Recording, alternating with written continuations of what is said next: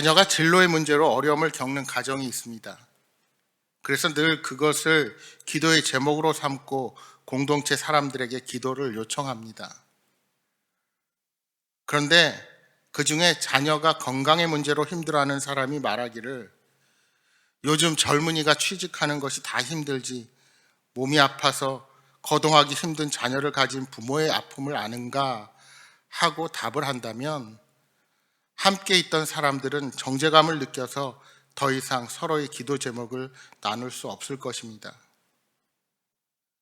여러분, 고통의 문제를 다른 사람과 비교하기 시작하면 답이 없습니다. 고통은 양으로 측정할 수 없습니다. 사람은 누구나 자신의 고통 앞에서 약해지고 힘들어합니다.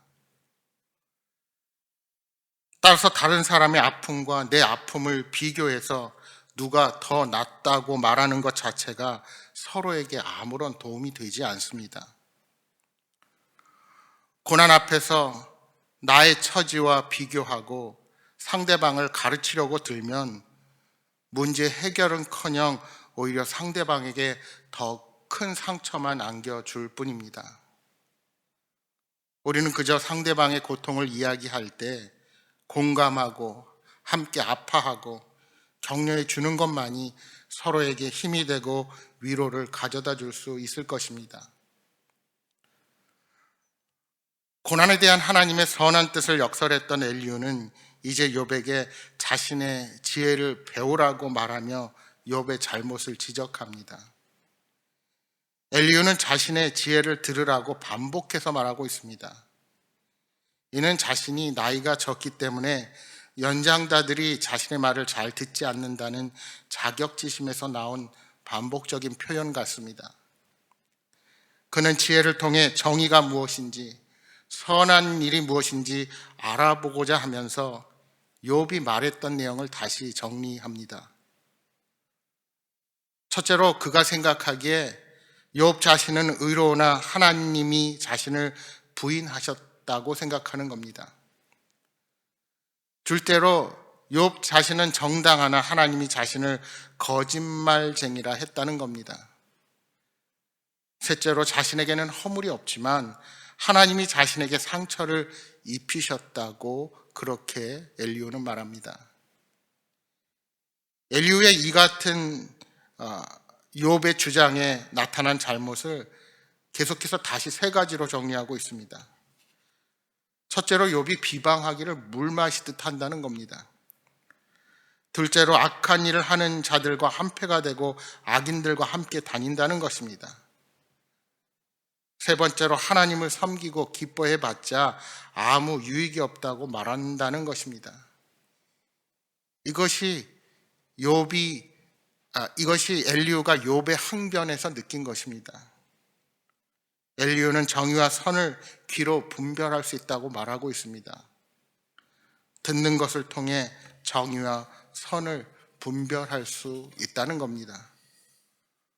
그러면서 욥의 말이 결코 정의롭지도 선하지도 않다고 결론을 내리는 겁니다. 그러나 여러분, 정의와 선을 판별하는 그 기준이 사람의 말로만 판단하기 어렵습니다.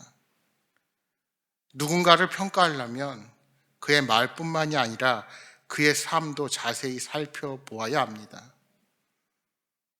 연약한 인간이 고통 중에 내뱉은 말이 그의 모든 진심을 말하는 것은 결코 아닙니다. 더군다나 8절에 욥이 악인과 한패라고 한다면 그 구체적인 예를 증명해야 합니다. 그런데 그러한 구체적인 예도 없이 세 친구와 마찬가지로 일방적으로 욥을 비방하고 있습니다. 이처럼 엘리후는 욥의 발언을 듣고는 그가 악하다고 판단해버립니다. 그가 생각하기에 욥의 말은 결코 용납될 수 없었습니다.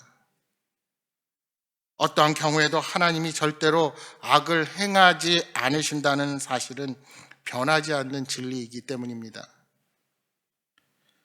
10절 말씀에 엘리후는 하나님은 악을 행하지 않고 불의를 행하지 않는다 말합니다. 여기서 하나님은 악을 행하실 수 없다는 것은 절대로 선하신 그분의 속성에서 비롯된 것이라 할 수 있습니다. 하나님은 온 세상의 주인이시고 모든 생명의 주관자이시므로 악할 수가 없다는 것이 엘리후의 주장입니다. 물론 하나님이 선하시다는 그의 주장은 옳은 말입니다. 그러나 그의 주장대로라면 하나님은 어떠한 악이나 불의도 행하지 않아야 합니다. 하지만 하나님은 악인의 악행에 적극적으로 심판하시는 공의로운 분이시기도 하십니다. 11절 12절 말씀입니다. 사람의 행위를 따라 갚으사 각각 그의 행위대로 받게 하시나니 진실로 하나님은 악을 행하지 아니하시며 전능자는 공의를 굽히지 아니하시느니라.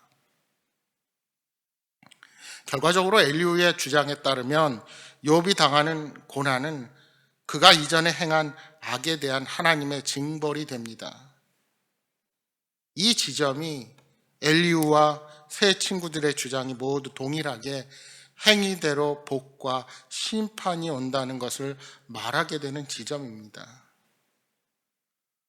그는 세 친구들을 비난했지만 결국 그의 결론도 그들과 똑같게 되는 것입니다. 13절이야 15절입니다. 누가 땅을 그에게 맡겼느냐? 누가 온 세상을 그에게 맡겼느냐?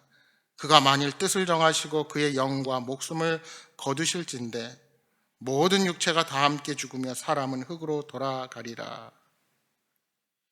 이제 엘리후는 창조의 관점에서 하나님이 정의를 세우시는 분으로 그렇게 언급하고 있습니다. 하나님은 창조의 질서대로 통치하시고 그 주권이 미치지 않는 곳이 없습니다.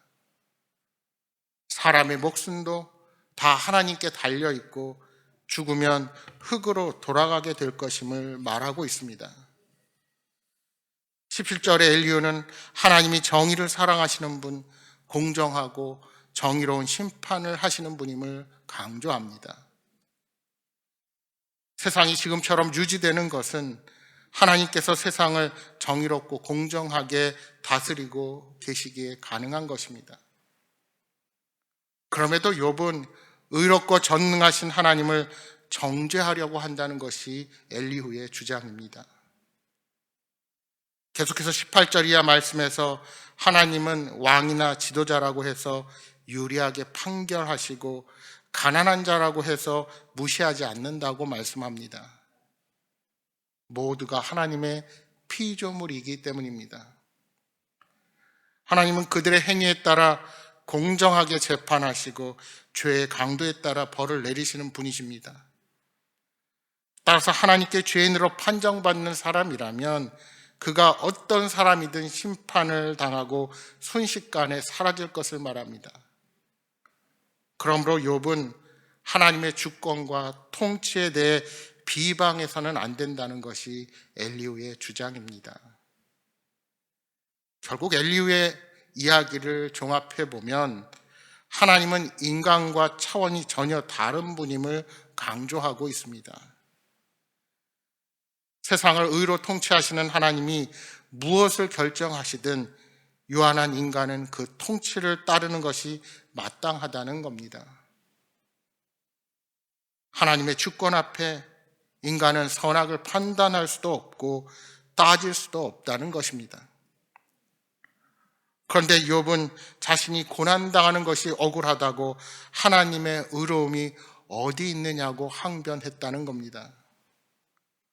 그래서 엘리후는 우리와 차원이 완전히 다른 하나님을 욥이 제멋대로 평가하는 것을 불쾌하게 여겼습니다.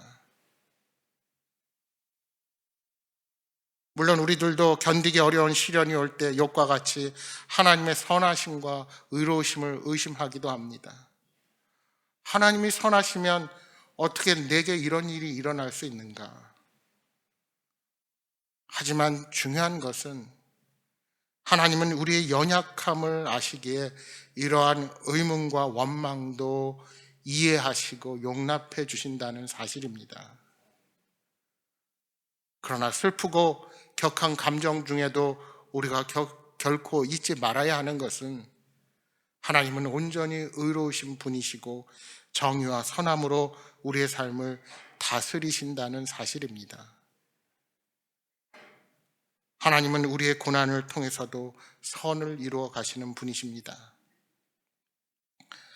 여러분, 욥이 계속되는 고난 가운데 편협한 생각에 갇혀서 하나님의 광대하심과 주권을 제대로 인식하지 못한 것도 사실입니다. 그것이 연약한 사람의 생각과 말이 일치되지 않는 부분이라 할 수 있습니다. 그러나 하나님의 정의와 공의를 강조하며 고난 속에 있는 사람을 가르치며 더 괴롭게 하는 자는 결코 하나님이 기뻐하시는 자의 모습이 아닙니다. 때로 우리는 자기 의에 빠져서 하나님을 높이는 것이 아니라 하나님에 대해 이야기하며 오히려 자기 자신을 자랑합니다. 우리의 말과 행동을 통해 높아지는 대상이 자기 자신인지 하나님이신지 우리는 잘 분별해야 합니다.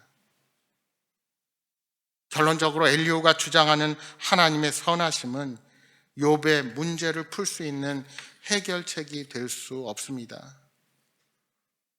왜냐하면 선하신 하나님의 궁극적인 목표는 사랑하는 자녀들의 심판이 아니라 온전히 회복되어 하나님의 기쁨이 되는 삶을 자녀들이 누리는 것이기 때문입니다. 사랑하는 여러분, 바라기는 사람들을 가르치는 자가 아니라 격려하고 위로하는 자가 되어서 우리 주변에 좌절하고 낙심한 자들이 나를 통해 하나님이 주시는 힘을 얻고 다시 회복할 수 있게 되기를 소망합니다. 오늘 하루도 하나님과 동행하며 복의 통로로 사용되는 복된 날이 되시기를 주님의 이름으로 축복합니다.